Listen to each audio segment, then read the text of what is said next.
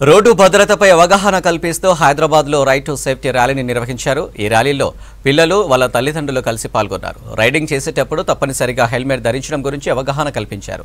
వాహనదారులకు ఐఎస్ఐ గుర్తు ఉన్న హెల్మెట్లను పంపిణీ చేశారు నిర్వాహకులు. ఈ కార్యక్రమంలో ICICI Lombard senior management, IPS Mahesh Bhagwat, రహదారి భద్రత సిబ్బంది, పోలీసులు పాల్గొన్నారు.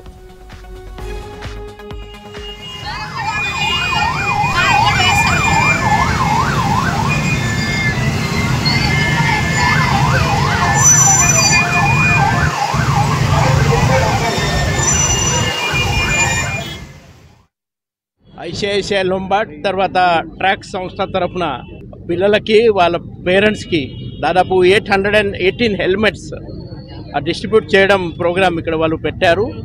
ఈ ఐసీఐసీఐ లాంబార్డ్ ఇది సిఎస్ఆర్ భాగంగా ఈ హెల్మెట్ డిస్ట్రిబ్యూట్ చేస్తున్నారు. ఇప్పటిదాకా 3 లక్షల దాకా హెల్మెట్ డిస్ట్రిబ్యూట్ చేశారు మొత్తం కంట్రీ అని చెప్తున్నారు.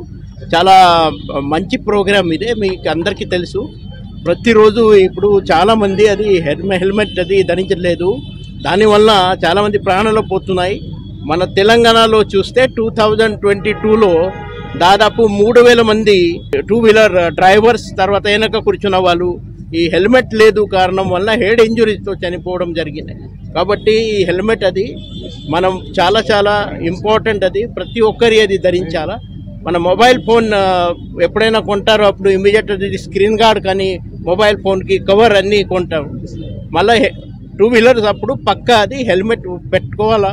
ప్రతి ఒక్కరి వాళ్ళ ప్రాణాలు చాలా చాలా ఇంపార్టెంట్.